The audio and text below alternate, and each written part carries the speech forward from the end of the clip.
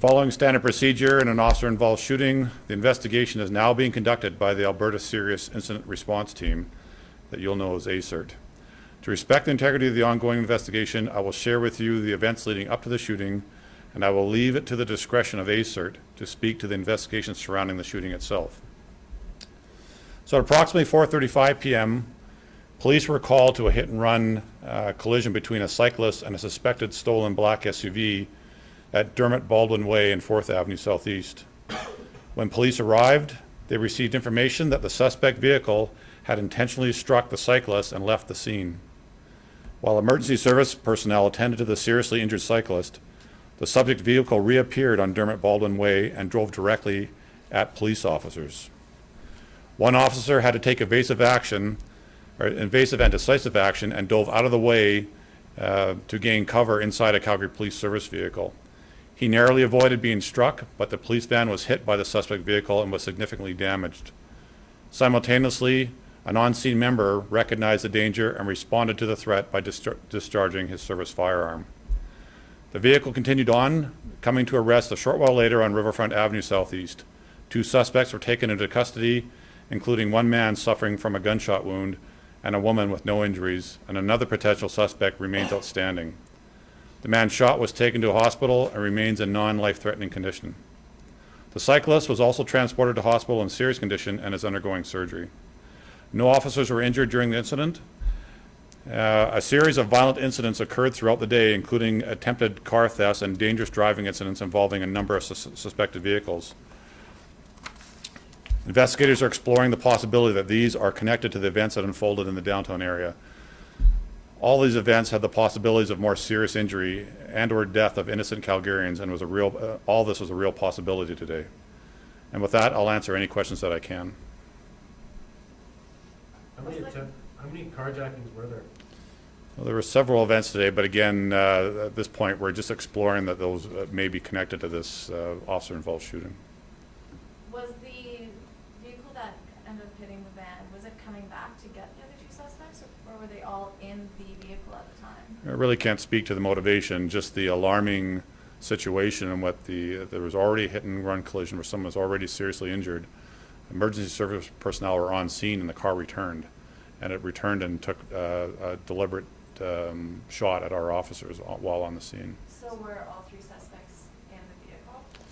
I don't know exactly. Again, those are questions probably best left for ACERT, but again, the issue is more specifically it was a directed attack at the emergency service personnel on scene.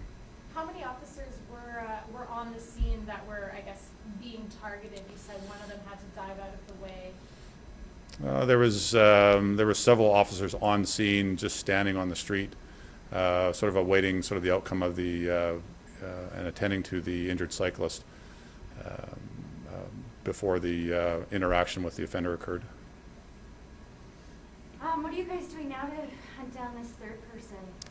Well, the investigation's ongoing. Obviously, we've had support already, even from some of the media that were on scene very early, trying our best to identify this person, but that's being handled both by Calgary Police Service investigators and the ACERT investigative team.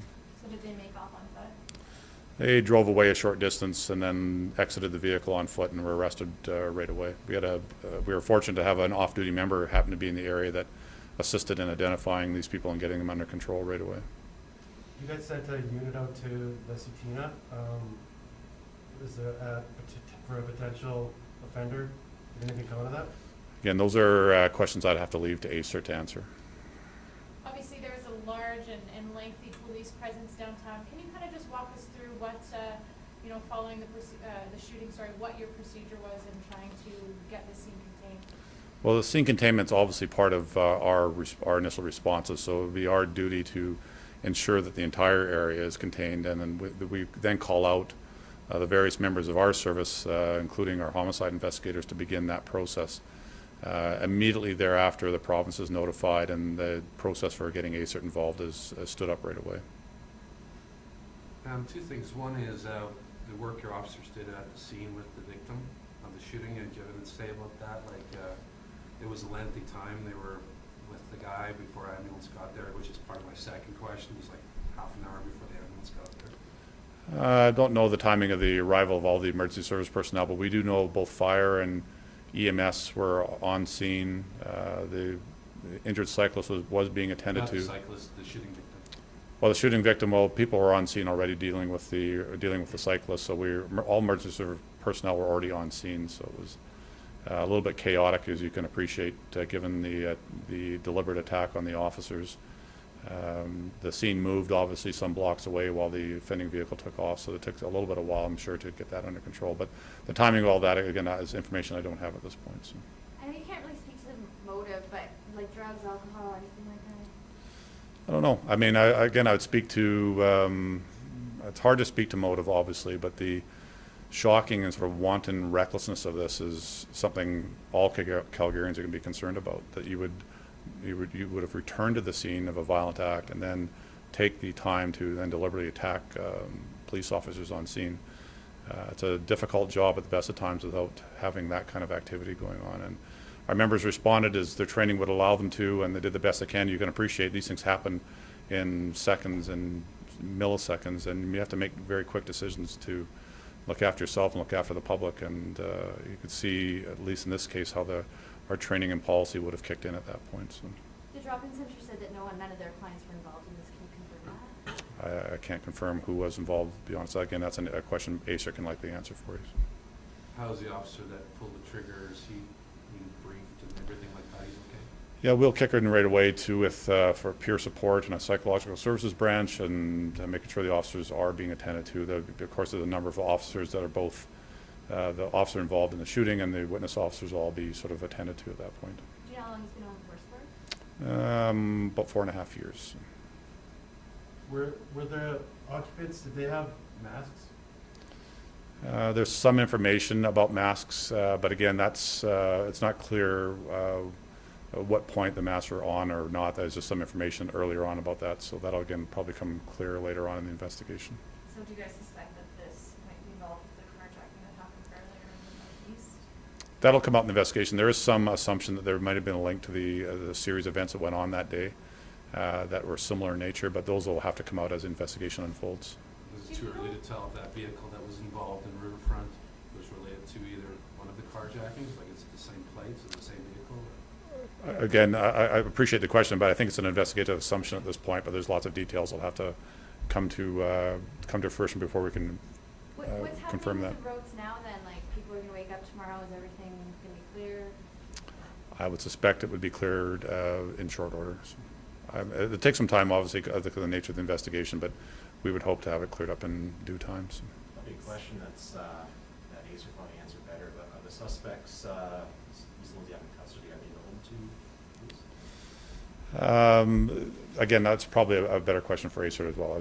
I appreciate you answered your question before you asked it, but yeah, that'll be something that those investigative details will come out later. So we knew about, the carjackings earlier today. You mentioned, a series of violent, potentially more dangerous events happening today. Can you just walk us through what those events were that you said may or may not be connected to what happened here today? Just some very brash open-air attempts and carjackings that were aggressively violent, where weapons were shown, and there's a series of hit and runs, and various times during these events there were some arrests made, and but some loss of continuity to these issues. So these are all over the city, so it's a little bit early to say that they're actually related to each other. But again, as Calgarians would be concerned, how many of these happened today. So that's part of the assumption why they could be linked, but those details will come out later. So with, one of those three suspects still at large, is there any ongoing danger, I suppose, to the public? Well, we're certainly very motivated to identify these people and get them in custody. The kind of activity that you saw today that led to the officer-involved shooting can't be accepted in any way, shape, or form, and I'm sure all the investigators will do their best to get this person in control as soon as we can. So. Do you have a suspect description for the main flood? Any information you can at least help people find this guy? Don't have it yet, although there's some pictures that I think are going to become available. So I think but that'll come out probably later on tomorrow. So. And the people in custody, sorry, demeanor, cooperative? I don't have any information on their state at this point. So. Just to confirm, the vehicle involved, was it stolen? Again, that's not confirmed at this point either, so.